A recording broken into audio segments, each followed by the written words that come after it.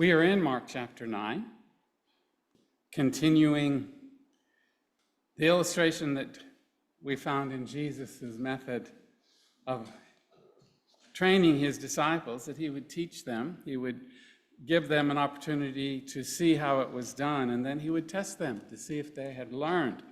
And so we're in a section of testing. There is, of course, teaching here, but the idea is that Jesus is getting close to the point in his ministry when he will turn his direction to Jerusalem, where he will face the cross, die at the hands of the Gentiles and the leaders of Israel. And he's trying to prepare his disciples, though such a tragic event is difficult to imagine anybody being fully prepared for. It would help them if they understood what was going to happen. And so in Mark chapter 9, in the previous verses we looked at, verses 33 through 37, when the disciples got to Capernaum and they were alone with Jesus in the house, he asked them what they had been discussing along the way as they came there. And it says in verse 34 that the disciples kept silent. Do you remember why they kept silent? They were embarrassed. What were they talking about? Who was the greatest in the kingdom? And so the disciples here are struggling with what? What's going on that leads to that debate? Pride? Self? Everything about self? What else? Anything? Jealousy? It's interesting how all these things work together, and not in necessarily a helpful way, of course. So they're just struggling. They're struggling with pride, selfishness, seeking honor, priority, and power. What had happened on top of the mountain, and then when they got to the bottom, that might have prompted this discussion? Yes, Deb? Yes, he chose three, the famous three, Peter, James, and John, whereas the others were left down in the valley dealing with problems. So there could have been some jealousy there, why these three and not all of us. What else could have been going on there? Yes, Jesus told them not to tell anyone until after his event in Jerusalem.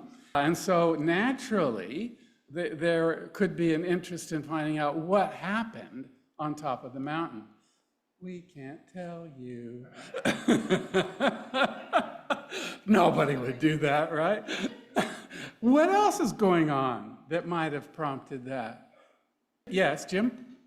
Yes, and so there's some confusion here, which is typical of their culture about what the Messiah would do, who he would be, and Jesus has explained some events to them that they did not understand or anticipated his crucifixion, which they didn't understand. So there could have been confusion and doubt based on the things that he suggested but had not fully explained.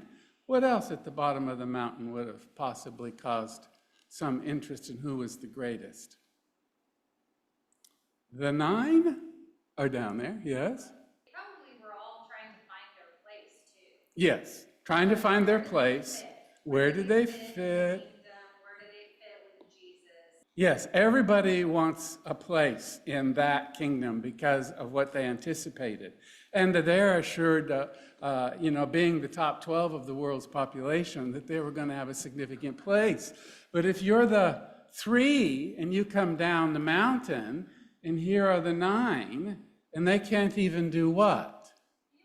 Heal somebody, cast out this demon. And so, the conversation between them might have been quite human. Those who are thinking they're so much greater because they were chosen, and we heard things and we can't tell you. Besides, you couldn't even do the simple things that Jesus left you to do. And then there's a fight. There's going to be a fight. And Jesus knows what's going on. Even if he hadn't been some feet ahead of them, he knows what's going on in their mind. And that's what has happened before we get to the verses we're looking at. In verse 35, Jesus reminds them, if anyone wants to be first, he shall be last of all and servant of all. And then he took a child to illustrate his point. And in verse 37, he says, Whoever receives one child like this in my name receives me. And whoever receives me does not receive me, but him who sent me.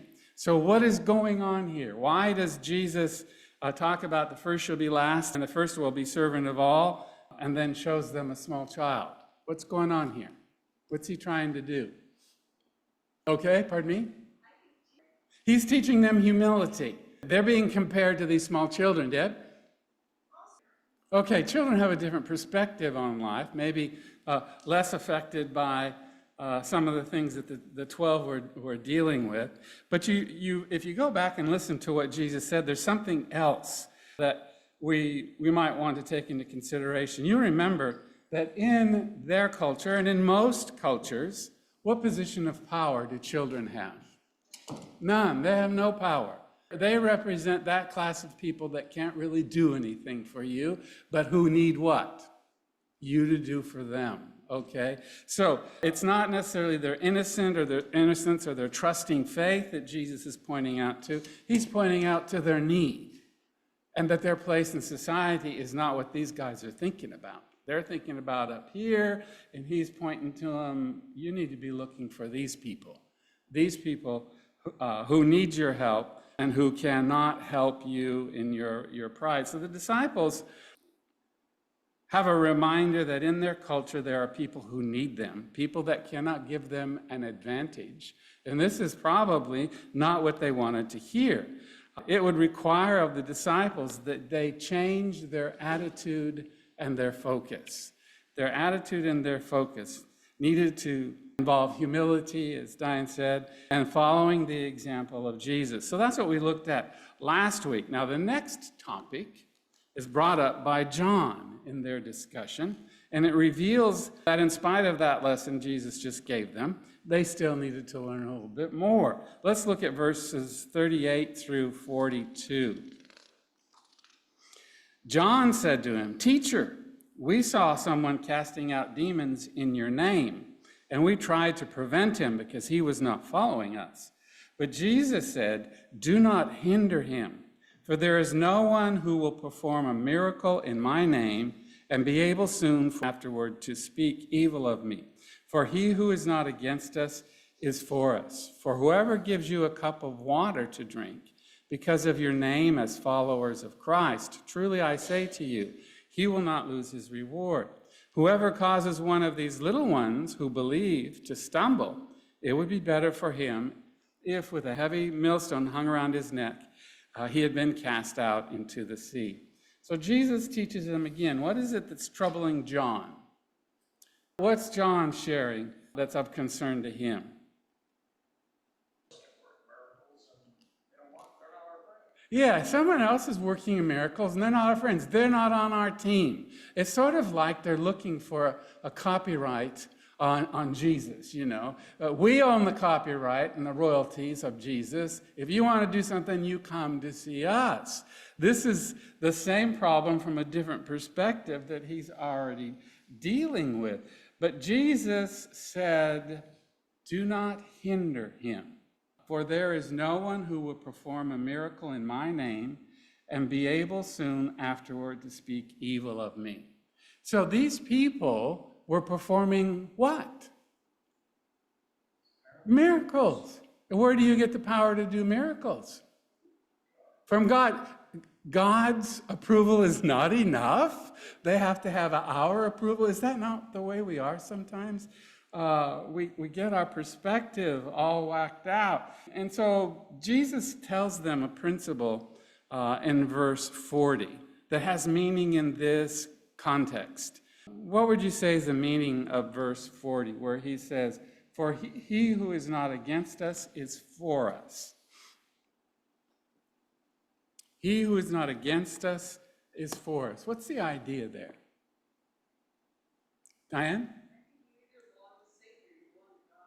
Okay, you either belong to Satan or to God. Yes. It is shockingly black and white. And in the context here, a person did a miracle. Okay, so that's something there. What else besides the fact that it's clear some are for and some are against? How is he applying that to his disciples? Yeah, you're not going to be in the middle if you're for Jesus, because you can't be.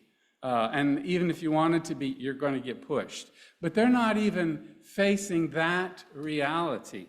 They're somewhere else in their thinking still. And he wants them to realize they don't have exclusive rights to doing good. They don't have exclusive rights to have God work in their lives. It's a little bit perhaps troubling for them, but he's not saying that this proverb or this saying applies in every situation, but it does apply in this one because they have a very serious challenge ahead of them. And they need to decide what to do with their energy, their miracles, and their teaching. I remember one time, because I'm an American living in a foreign country, and we were having an election in the United States, and you'd be surprised how many people in foreign countries are interested in American elections. And so people are just kind of on me like mosquitoes on fresh meat, and it was so frustrating. Who are you going to vote for? And I was just really worn out from it. And one of the brothers there, he took me aside, and he said, "Bob, you can choose your fights. If they want to fight over who's going to be president of the United States, walk on. Just let them fight, okay?" And he was right. Piece of advice that I followed the rest of my time in Europe. People are going to always want to fight, no matter. And when they say, "Who are you going to vote for?" I'm going, "Well, I haven't voted yet." And so the point that you can make perhaps to this particular group, they don't need to start fights with people who are not against them. They don't need to start fights with people who are causing God's name to be praised by real miracles. And so choose your fights, apostles, and remember that not all of the people who are injured in a verbal conflict are the ones speaking. Have you ever thought about that? What about the people watching? What about the people listening to what's being said? How does that affect them? And this seems to be an idea the apostles hadn't really considered, but he brings it up by, pointing out these little children that he's mentioned. In verse 41, he says, "Whoever gives you a cup of water to drink because of your name as followers of Christ, truly I say to you, he will not lose his reward. Whoever causes one of these little ones who believe to stumble, it would be better for him if with a heavy millstone hung around his neck, he had been cast into the sea." So they're looking on a grand scale of what's important enough for them to pay attention to. And Jesus says, pay attention to whom? The one who gives you, in the name of Christ, a cup of water. Now, typically, it's not such a strategic gift in Washington State, where we wouldn't mind having a little bit drier weather. But when you live where they lived, water was pretty fiercely protected. The source of water, I observed when I was there, mostly comes from the Jordan River. The idea is, even the person who gives a cup of water to these disciples or any other is going to be noticed by God. He's not going to ignore that good deed. They're looking at the grand scale. They're wanting to be up at the top and managing all manner of diplomatic and military decisions. And Jesus is saying, even the one who gives a cup of water is important. But most important is verse 42. What is verse 42 pointing their attention to?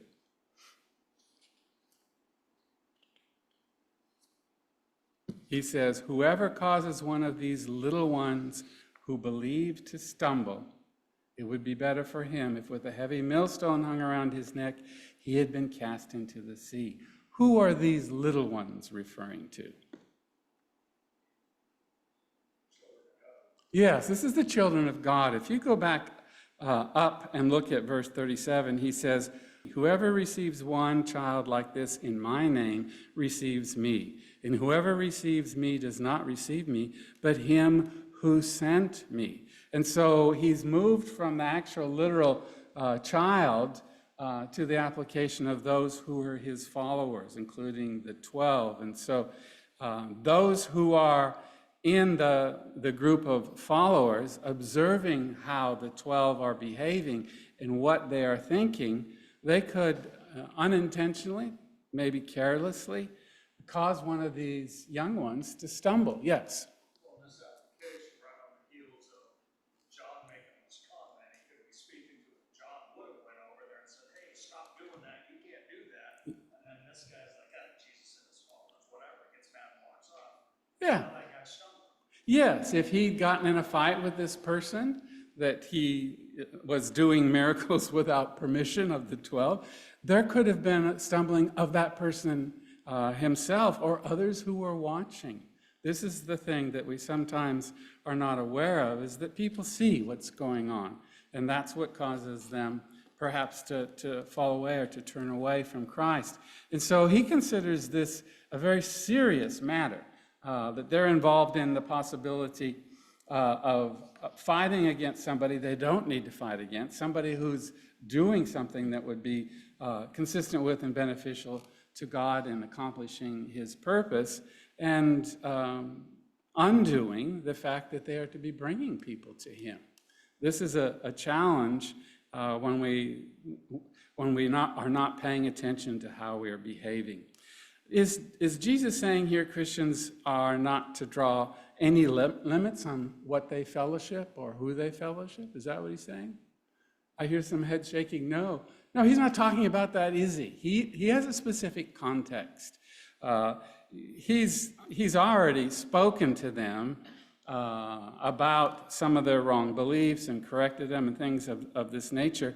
And if someone was needing correction, that's an entirely different matter. But these are people who appear to be doing what God has asked them to do sincerely and receiving the help of God to do it.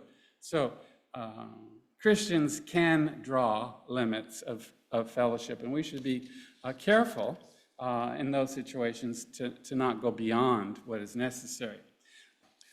Look at verse 42, and he says, it would be better for him with a heavy millstone hung around his neck. What's a millstone? Yeah, it was for grinding. These were very heavy stones that they put in a circled type of channel that would go around, and it would crush wheat and make it powdery, I guess is what I'm talking about here. So the millstone was significantly heavy, and if you were tossed into the sea with a heavy millstone, what were your likely chances of surviving? Not very likely. Why does Jesus say something so strong and so drastic? Why would he point out something so impossible to recover from? Yeah, you're dealing with other people, and that's the way he sees it. That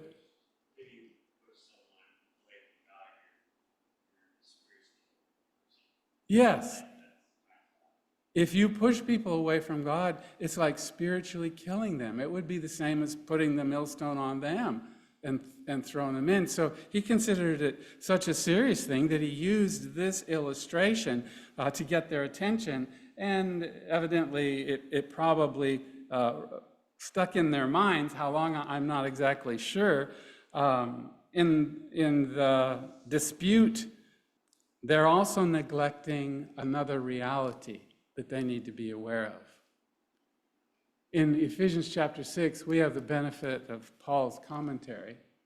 Who are our real enemies? Satan and his servants. And we are finding the possibility in Ephesians chapter 6, verse 11, that we've forgotten who our common enemy is and the evil that he's responsible for that destroys human lives. Following in his path is exactly what we don't want to do, and it's the same for his disciples. If we are fighting those people around us who are only wanting to help and are not a real threat, that's one danger. What about if we fight within the group of disciples? What if we're fighting amongst ourselves as the disciples? What's going on there? People see that. Same thing. People see that. It's the same problem. And so these people that they are potentially causing harm to could even be among their own group. So not being involved in disputes with others, even within our own fellowship, will not distract us from the real enemy and not bring harm to spiritual children as it's suggested here. Jesus shows in the next verses how important it is to keep from causing disciples to stumble as a result of a wrong view of leadership. He's preparing them for what their leadership will be like. They have a wrong idea. They had a wrong idea of who the Messiah would be. They have a wrong idea of who his disciples will be. And so Jesus is showing them this. In verse 43, he continues in chapter 9, "If your hand causes you to stumble, cut it off. It is better for you to enter life crippled than having your two hands to go into hell, into the unquenchable fire, where their worm does not die and the fire is not quenched. If your foot causes you to stumble, cut it off. It is better for you to enter life lame than having your 2 feet to be cast into hell, where their worm does not die and the fire is not quenched. If your eye causes you to stumble, throw it out. It is better for you to enter the kingdom of God with 1 eye than having 2 eyes to be cast into hell, where their worm does not die and the fire is not quenched. For everyone will be salted with fire. Salt is good, but if the salt becomes unsalty, with what will you make it salty again? Have salt in yourselves and be at peace with one another." So, this is an example of what we call hyperbole. Hyperbole is what? Exaggeration. He's exaggerating for a cause. Why speak in such exaggerated words and figures here? Why is Jesus doing that? Make a point. They definitely do not want to go to this place. In our translation, we have the word hell in verse 45. That's the word Gehenna. Okay, you've heard of Gehenna? That's named after what? Who knows that one? Mr. and Mrs. Gehenna? No, they always fought? No. Paul?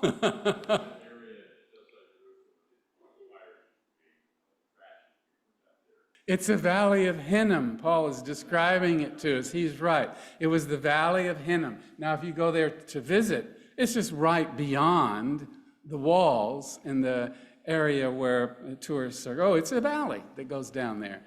And as he's suggesting, it was continually burning. They would throw garbage there, dead animals from time to time. Criminals were thrown there. But during the time of the kings who, like Manasseh, who violated God's law and sacrificed their children in fire, that was one of the places where this occurred. And so it got a horrible image in the mind of people. Stinky, smelly, smoky, death and evil things going on there.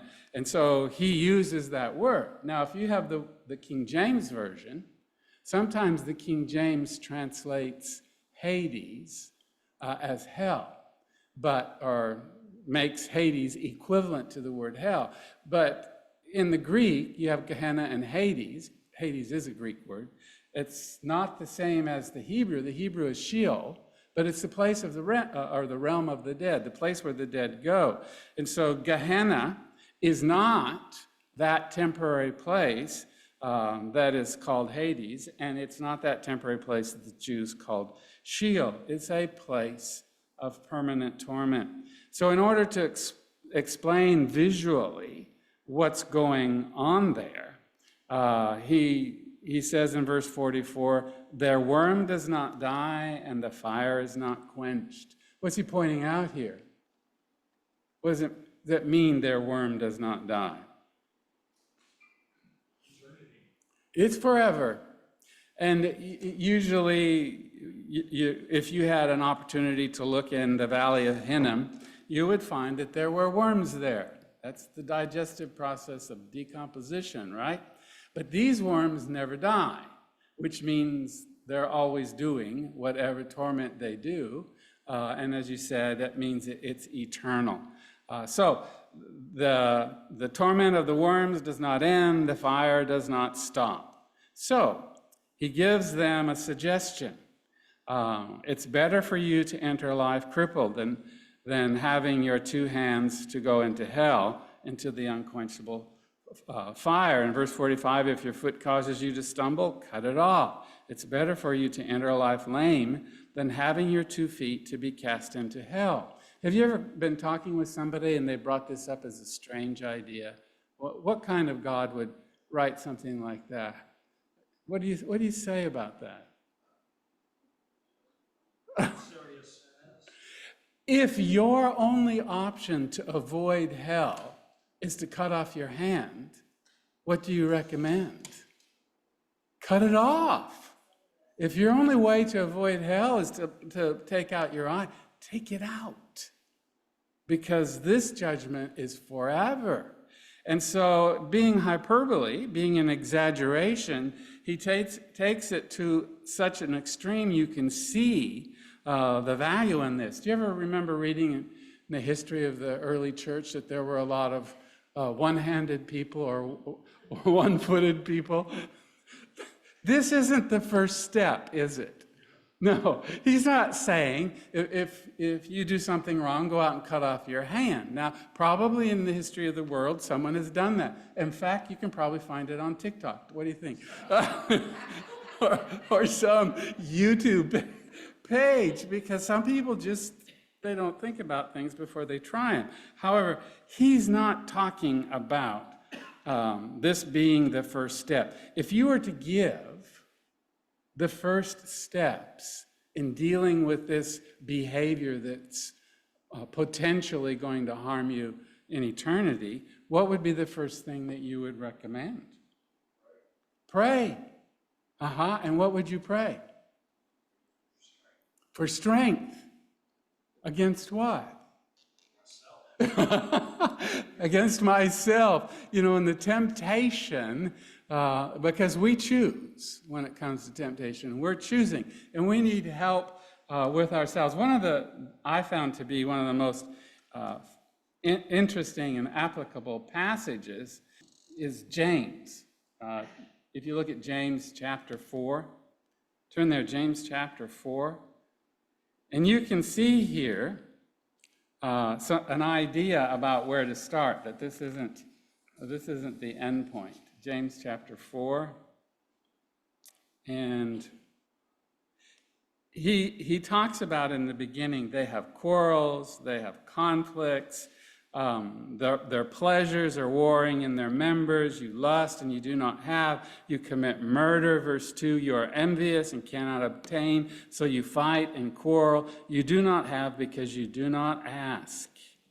Or you ask and do not receive because you ask with wrong motives, so that you may spend it on your pleasures. You adulteresses, don't you know that friendship with the world is hostility toward God? Whoever wishes to be a friend of the world makes himself an enemy of God. This situation he's described as a pretty serious environment. Evidently, he's speaking to Christians here in James who've gotten off the track and they've stopped following Jesus. And so he says, or do you not think that the scripture speaks no purpose? He jealously desires the Spirit which he has made to dwell in us. When do we get the Spirit dwelling in us? In baptism, when we're united with Christ in baptism, we receive forgiveness of sins and the indwelling of the Spirit, according to Acts chapter 2, verse 38. This Spirit that dwells within us doesn't want to share the temple of God. God doesn't do that. John.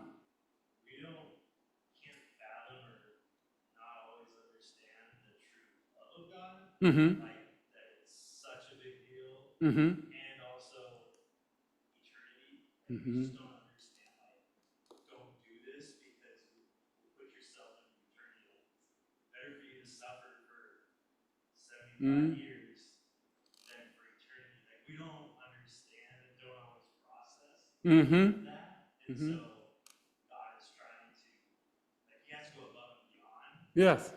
to really put forth, like, no, cut off your hand. Yeah. He gets our attention. Yeah, like you don't understand, like God knows what's at stake. Yes. We don't always think about it or understand it. God knows what's at stake, and we don't see it as clearly and fully as we need to. And sometimes, even in our own life, we are less open or receptive to reality. But God is amazing in his love. He's amazing in his mercy. He knows that sometimes he's got to tell us in really plain, clear words exactly what is at stake, because we don't fully understand eternity. And maybe until we've gotten to know the scriptures and gotten to know God, we don't understand what's involved in salvation. We perhaps don't realize that it cost God his son's life. And so there's this exaggeration or hyperbole for a purpose, yes? I was gonna say, gather around the table, we can't even really put our minds around what God did back there.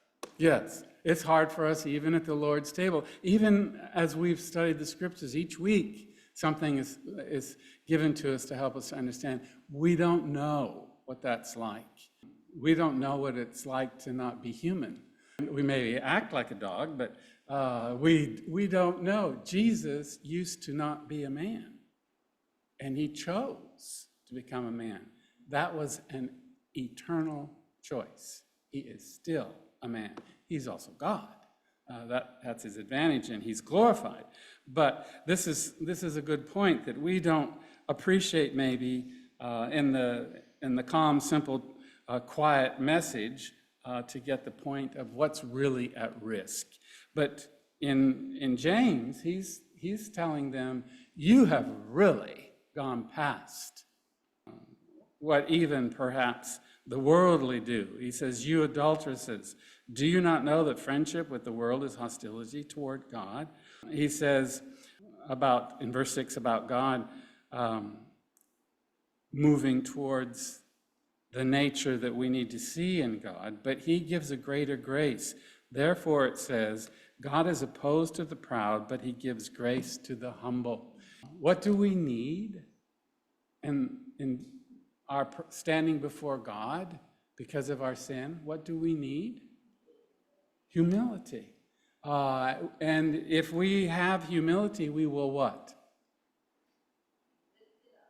If we are humble, we recognize, we have a true understanding of who we are. We're not harder on ourselves than we need to, but we don't ignore. The reality is, Paul said, we're all what? It's all sinners. We're all sinners. It doesn't matter whether you're Jew or Greek, whatever you are, we're all sinners. And humility, when we get into that situation where we're lying in bed and the only thing we can do is look up, maybe we'll see God. The situation with the people that James is writing to is they were proud. And because they were proud, they didn't recognize their condition. They didn't recognize what they were doing. But what is really great about God in this verse? It says, God is opposed to the proud, but he gives grace to the humble. If we will admit who we are and our faults and our sins, what will God do? He will give us grace. And so this is something that's hard for us to understand, perhaps, because we are not used to being gracious to people to the extent that that God is to us. It says in verse 7, submit therefore to God. Okay? This is a beginning step. Submit therefore to God, and he says, resist the devil, and he will laugh at you. No, resist the devil, He will flee. He will run. God will give us grace. He will give us strength if we are humble. And if we are humble and draw near to him, what will he do? He will draw near to us. And if we will resist Satan, he's gone. Why? Because there are plenty of people who aren't resisting him. He just moves on to the next one. So he tells them, be miserable and mourn and weep. Let your laughter be turned into mourning and your joy to gloom. I once suggested that we could put this at the banner of our bulletin. Be miserable and mourn and weep. Let your laughter be turned into mourning and your joy to gloom. Welcome to Puyallup Church of Christ.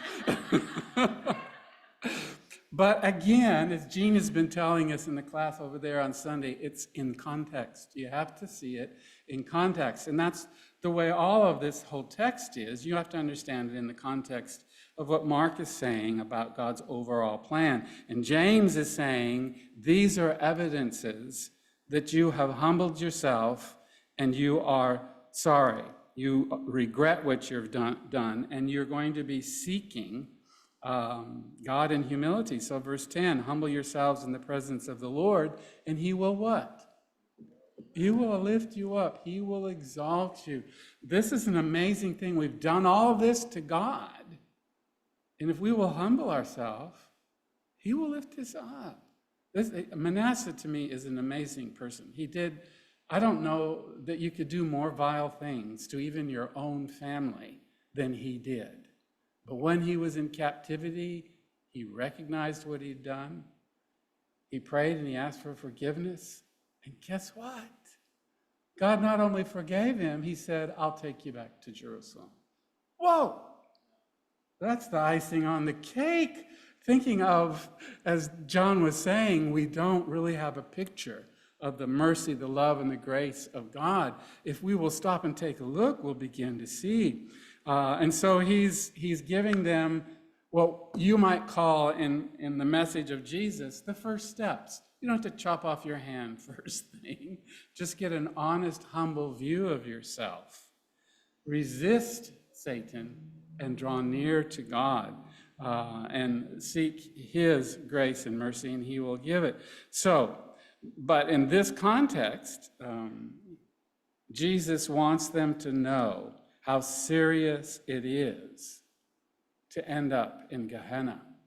Now, he's reminding them this whole conversation started because of what misunderstanding? What got Jesus off on this topic? The man was doing good in my name, and he wasn't going to follow it. Yes, this man was doing good in his name. He had the power of God to do a miracle, and they're fighting with him. You know, they don't, he's not one of their group. He's not part of their team. They sort of have, Jesus is ours. Pardon me? Yeah, he's not part of their clique. And so this idea of pride comes from their misunderstanding of who Jesus is and who they are in his kingdom. And he's trying to help them to see. If you were Jesus now and you had someone working for you with that kind of behavior, what would you do? You're fired.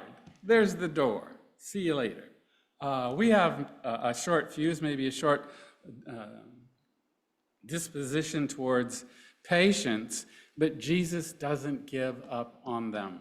He persists in telling them the truth in as plain a language as he can here in order to prepare them for the work that they will do. It will not be easy work. They didn't know. If you remember, James and John's mother wanted them to have the left and the right in the kingdom. And Jesus says, you don't know what you're asking for. Can you do what I'm going to do? Yeah, I can do it. Well, guess what? He did. But he didn't know at that time what was going to be involved in that. And so the challenge for us is learn from the mistakes of the apostles, because we are not such holy people that we can cast shadow on them because they made a mistake in their culture. They did what would naturally be expected based on their history and what they were taught. So he warns them, you do not want to go to Gehenna. It's not a good place. Now, your translation may not have "their worm does not die and the fire does not quench" 3 times. That's not in every translation. Probably somebody felt the need for emphasis and put it in the margin, and some of the manuscripts got it. But you have a footnote that suggests to you that not all translations have that. The New American Standard does. So it's an emphasis that perhaps they thought was needed. But if Jesus and the Holy Spirit thought one time was enough, I guess I can go with that. But he talks about the idea of salt. Have you ever run across how salt is significant in cultures? If you go to Slovakia and you are a guest of someone in Slovakia, they bring a plate. It has bread and salt on it. And they offer you to take the bread and put salt on it and eat it. It's a gesture from their culture of welcoming you. Salt is such an important thing in so many cultures' history. We don't think of that. You know, if you came to somebody's house in America and they offered you bread and salt, what would you think? Could I have a Coke instead? We might ask. They don't. Because it's part of their culture. Salt meant what in the old world? What did salt mean to them? Pardon me? Okay, meaning preservation as in food, for example? Yeah. Yes, it was a protection. It was preservation. People used salt for that reason. Meat was salted for that reason in order to preserve it. What else did salt mean? Do you know? Seasoning or flavor. Yes, that's right. It gives it flavor. One time when I was in Slovakia, I was on a no-salt diet on the words of my doctor, and I made a pot of stew in my crock pot. And I thought it was so tasty. I did put a shaker of salt out there in front. And someone said to me, "Well, it seems to be missing something." And I picked up the salt and said, "You need to put some salt in it." And it was so tender with a little bit of salt. "Oh, it's so great. How did you do this?" I said, "Well, I just put it in this crock pot and cooked it." "How long did you cook it?" 12 hours. "What? How'd you do that?" Well, I said, "You have to get a crock pot." But salt is very important in their seasoning there. In fact, I missed farmers' pickles. You know, farmers' pickles have dill in them and they're very tasty. Their pickles were preserved by salt.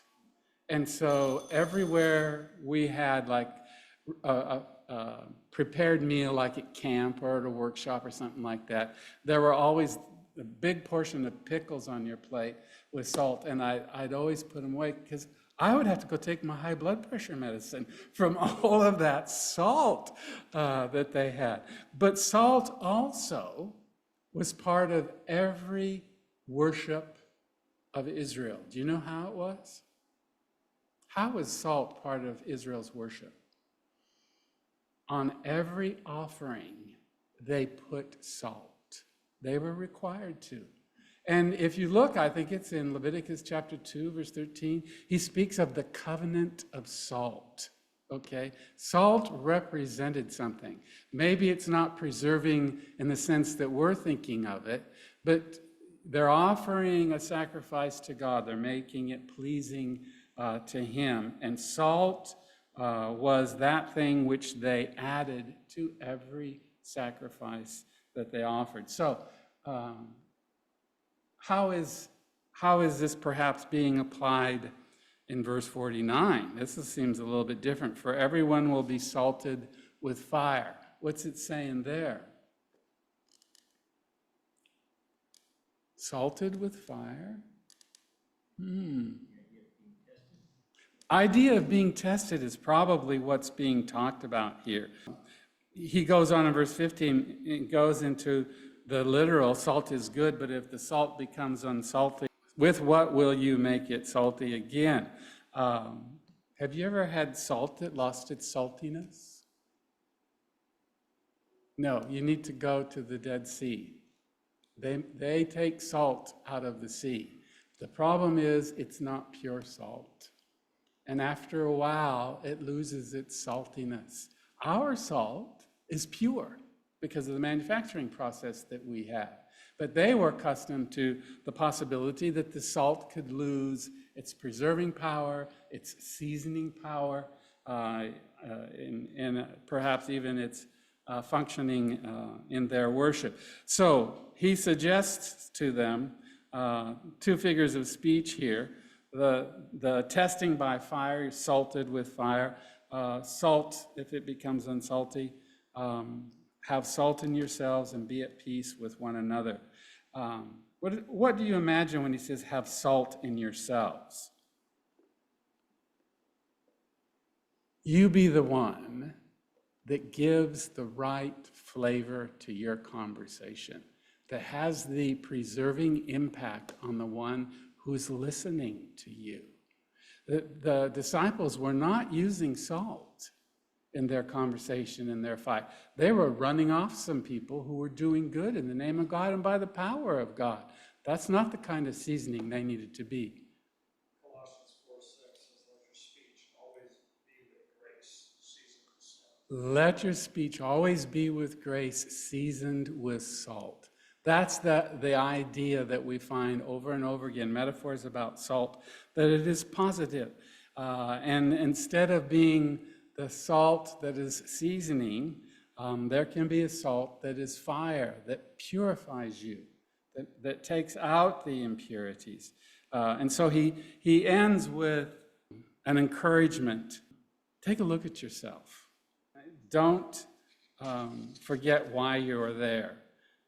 It's better for you to consider how you're influencing people and to recognize that you are the servant of all. They forgot that and had to be reminded a number of times that they added preserving and seasoning to people's lives by the way that they lived and by the things that they taught.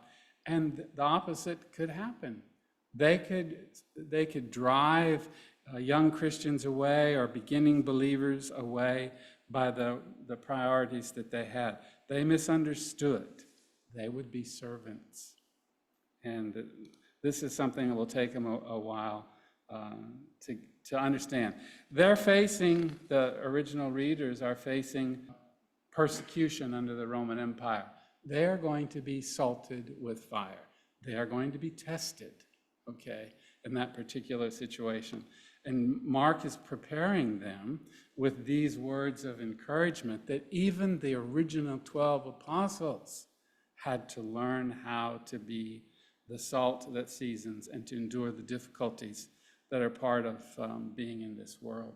If you could share some principles from these few verses, what would you share? What would you say is important to remember? Paul? Okay, that's Romans chapter 12 he's referring to, that we need to change. We need to be transformed, renew our mind. And so that's an idea that can come here. The disciples, as sincere as they were, needed to renew their mind. Some things that were in their mind needed to be moved out. Anybody else? Leslie. Be careful when people come in that are maybe new Christians or not Christians yet. And the first thing out of our mouths should not be, oh, stop doing that. Mm-hmm. When people come to visit, whether they're new Christians or non-Christians, we should be careful about our speech. Are we welcoming them? Okay. Are we expecting them to behave? We may be thinking we're so superior or important or whatever that we're going to say something that's not careful. We have to be careful of that. Anyone else want to add something? Okay, good ideas. Basically, I say at the end of the lesson, deal with our pride, be honest with ourselves, and ask ourselves why we're doing what we're doing. Are we doing it because of what God has done for us, because of the blessing that's available to other people? And that will help us to remember. Fortunately, God worked in their lives, and he will work in our lives to move us closer to the example of his Son. Let's close in a word of prayer. Father, we thank you for the message that Mark has preserved for us, the words of Jesus that guide us in our own thinking and application of these truths. We pray, Father, for your mercy, that you will help us in dealing with pride, that you will encourage us to be open to doing what will influence others to come to know you and to grow stronger in you. Thank you, Father, for the examples of the apostles who were willing to change and receive by your mercy and grace the opportunity to change. Help us to remain steadfast, to find your strength in your way of escape and temptation. As we draw near to you and resist Satan, we truly can walk more closely with your Son. We pray this in his name. Amen.